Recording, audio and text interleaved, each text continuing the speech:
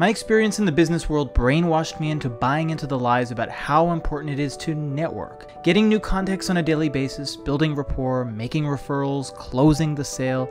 At a certain point I found myself surrounded by endless contacts, but how about friends? That's when I realized the first of 3 lessons we're going to learn together on this journey. You have to make the decision to change. We're so afraid of changing or adjusting because, let's face it, we don't really know what's on the other side of that change. But change, real change, not half-assed change that still makes us feel comfortable, but instead change that's in alignment with our core values.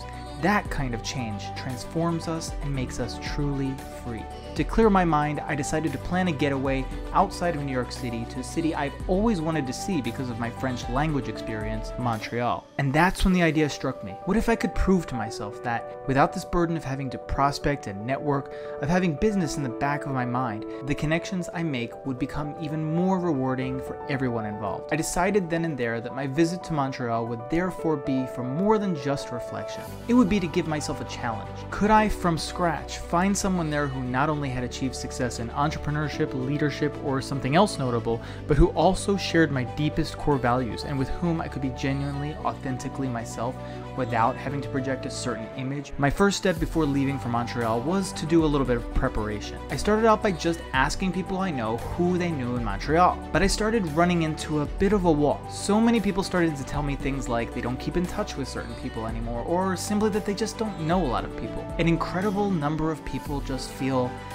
lonely. According to a vast body of research, 60% of Americans experience feelings of loneliness on a regular basis, and the effects of loneliness on our health are as deadly as smoking. Unexpectedly, by just reaching out to people for this project, it led me to deeper questions about loneliness that I wanted to get to the bottom of. So I surveyed over 100 people to ask them why they feel this way, and most importantly, what helped them overcome it. And what I discovered in the process amazed me. And that was lesson 2. Be willing to risk it all. After texting, calling, emailing, and DMing so many people to ask them about their experiences with loneliness, lack of connection, and overcoming it, something became very clear. Namely that all of their responses were consistent with the vast body of research that has shown that being what is called other-directed, or simply put, focused on others, helps attract the right people to us like a magnet. Conversely, the inability to be vulnerable with other people, as well as a constant focus on ourselves and how we can benefit in terms of return on investment, actually creates a sense of isolation and disconnectedness.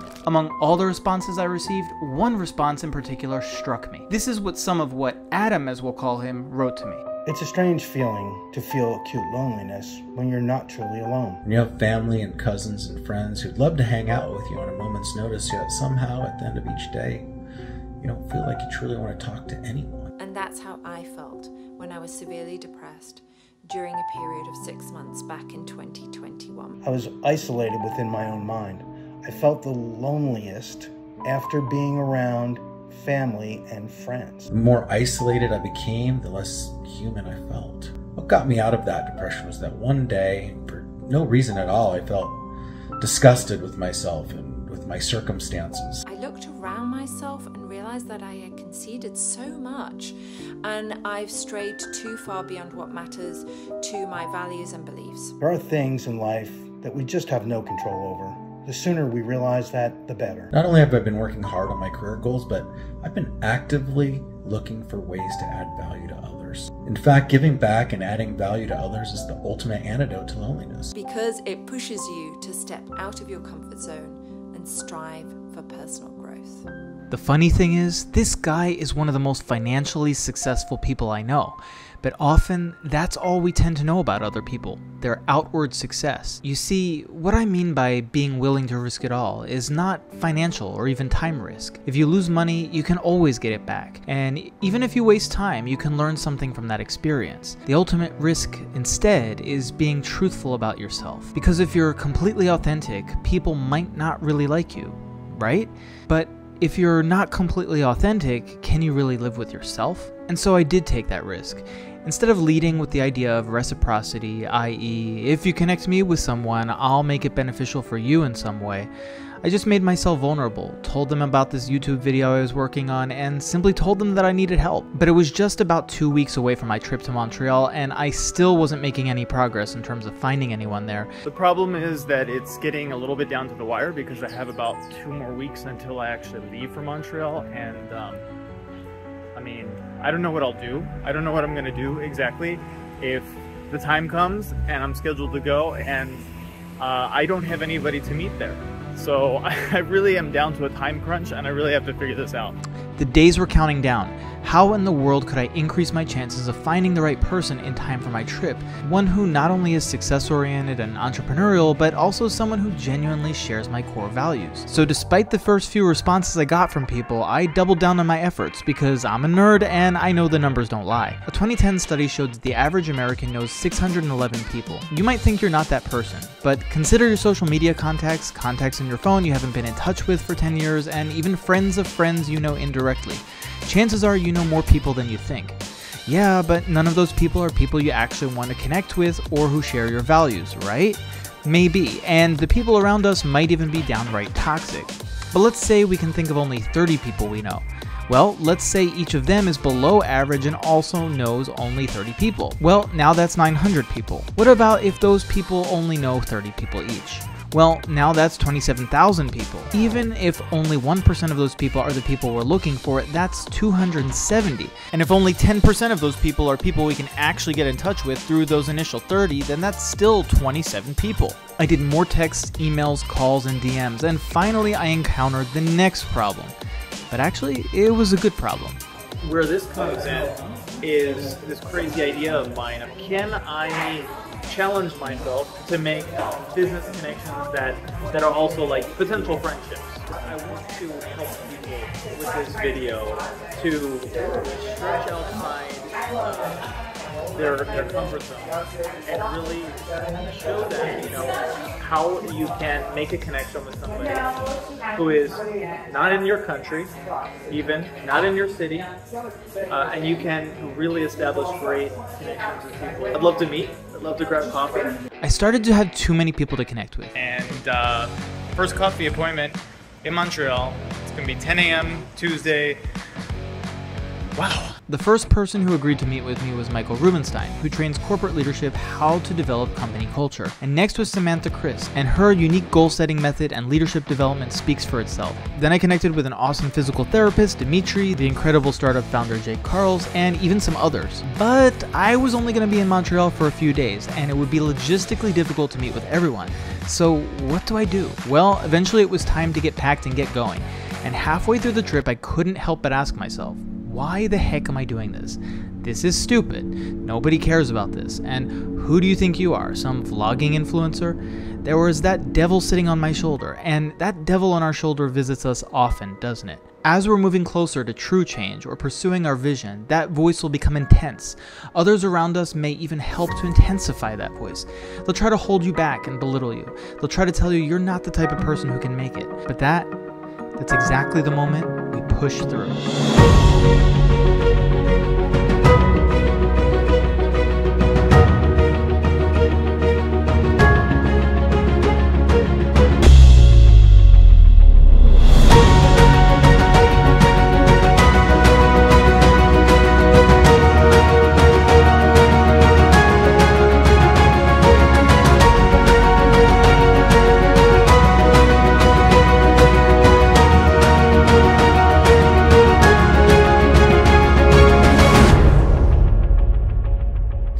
Finally getting to the hotel after a 6-hour drive, I got some rest along with my dog Athena. The next day, as I headed to the famous Crew Cafe in the heart of Montreal to meet Michael and Samantha, I felt pretty awkward, I won't lie. But I pushed through anyway because I reminded myself that if they share my same core values, then the great connection we'll have will overcome any initial awkwardness that comes with meeting a total stranger from another country. And then came the moment of truth. I went up, but I didn't see you. Hey, nice to meet you. Yeah. So, all right. So, Michael, thank you for joining me. Thank you so much for your time. Came all the way from New York, 6-hour drive up here to meet you, and I'm looking forward to having your real honest thoughts on what I think is a very important issue. You are just a very driven person. I mean, I saw from your TED Talk, like you have this framework for goal setting. For achievement, and you have done some amazing things with your own framework for goal setting. Effectively, I've run North American and global businesses in several industries: printing, packaging, real estate, biotech, skincare, and most recently worked in private equity. And so basically I help people and companies reinvent. There's your liminal mind or liminal space. Liminal space is the transitionary space between what is and what's next. And that could be a very lonely, isolating, exciting time of transition. There are many people who feel like this would be strange, right? It's like, I'm connecting with somebody who I don't even know, right? You're connecting with somebody you don't even know. It's kind of a random occurrence, but we're both kind of taking that chance and saying, okay, let's connect. And through, connections, through people we mutually know. And let's take the chance to connect, and maybe there's something good that comes out of it, right? But I see people like hesitant to do this, right? Hesitant to kind of get out of their comfort zone to do that. Why do you feel like that is a problem for people? I think number one, everyone's busy in their own lives doing things, and we have sometimes bad habits just in terms of doing things in a very routine way. And quite frankly, I think in the last few years, there's only one person I could think of who actually said, no, I'm not going to connect with you. I didn't take it personally. And quite frankly, out of those 700 plus meetings I've had, I probably walked away only a handful of times saying, well, that was a total waste of time. There's usually something that you can take out of it, either to help the person you're with on their journey, which gives me a lot of satisfaction, or they connect me with interesting people, etc. And we're now here today because someone we know in common I just reached out to in LinkedIn because he had an interesting profile and was doing some interesting things, and he connected me with you. So why do you think this is such an issue now, where people feel more isolated, more lonely, like they can't reach out to other people, especially from the perspective of you working with teams, you working with leadership? Why do you think that is? So I'll give you a bit of a biased answer. I mean, like, I'm deep in the weeds of change and reinvention, and what I've seen is that disruption is happening at an unprecedented pace. There are things moving so quickly that if we don't have a community to support us, to bounce some ideas off, a lot of people are retreating into their shell because they just don't know where to turn. I think we hear more and more, mental health issues, and people have challenges that they're dealing with. We're living in a fast-paced environment, disruptive environment. So people have a lot on their plates. And so I had a friend over, kind of post-pandemic, and he took a picture of my dog and I looked at it, and I physically did not recognize who I had become. And in that picture, in that moment, I had become a version of me I did not recognize. And it felt very isolating.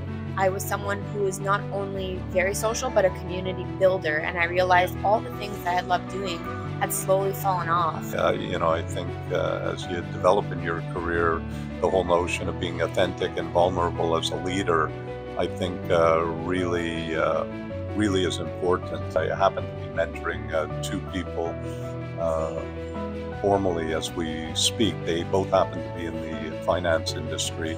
And I've said to the two of them, you understand the importance of and the power of compounding of money. I said, what's more important, you'll see as you go through your career and go through life, is the compounding of relationships. I guess in terms of just making friends, like people making friends, because you can get so stuck in professional mode, and it's important to have a career drive, right?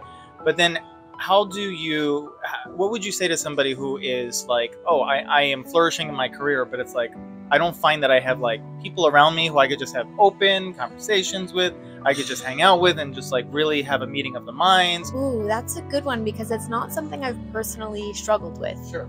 I enjoy speaking with strangers, but I have a lot of friends who struggle with this. And is it a solution? No. But as the one who doesn't struggle, what I find is kind of a nice opportunity for me is to invite them into my circle is to introduce them to my friends or to my world. And so that I know by the time they leave, whether it's dinner, whether it's a cocktail hour or a coffee chat, they've got at least one person who they know for certain is open to these conversations. And kind of that's all it takes to just build the momentum.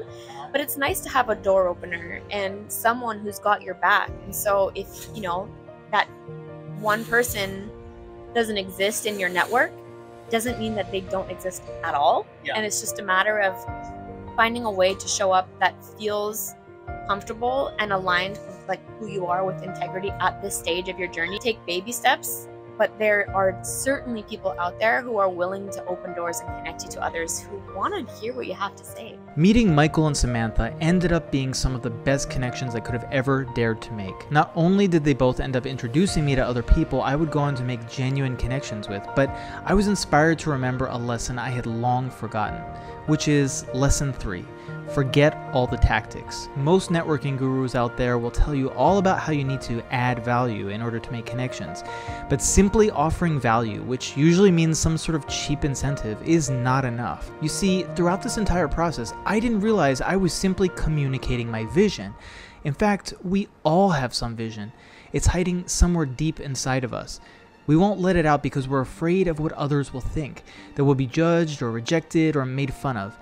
And right now, you might feel like, what do you mean? I don't have a vision. But the only reason you feel that way is because you skipped step 2 in this process. You haven't yet risked it all. You have to be a real person first.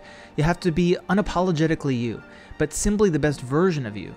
And once you do that, your vision will become clearer. It'll grow and become bigger and bigger. You won't be able to hold back sharing it. And when you do, the right people will be magnetized. Value theorist and social scientist Jürgen Habermas coined a term called the ideal speech situation, in which he identified that the way we can create the best social outcomes is if everyone involved in the interactions goes into the interaction with one goal, not winning, not return on investment, not even truth, but instead simply understanding the other person. So if you're struggling with where to start, you're still feeling so afraid to be you, let's start first with that as the goal of every one of our conversations. We'll be amazed at how much we can learn about people, both negative and positive, and by being inspired by listening to others or even by coming to know their toxicity, we'll craft that understanding of ourselves. Opportunities open up to you when you simply, genuinely listen, understand, and then cast your vision. That includes financial opportunities, collaborative opportunities, and friendship opportunities. It's not about networking. It's not about the strategy of you scratch my back and I'll scratch yours. It's not about all the little tactics. We are taught to think talking to strangers is weird.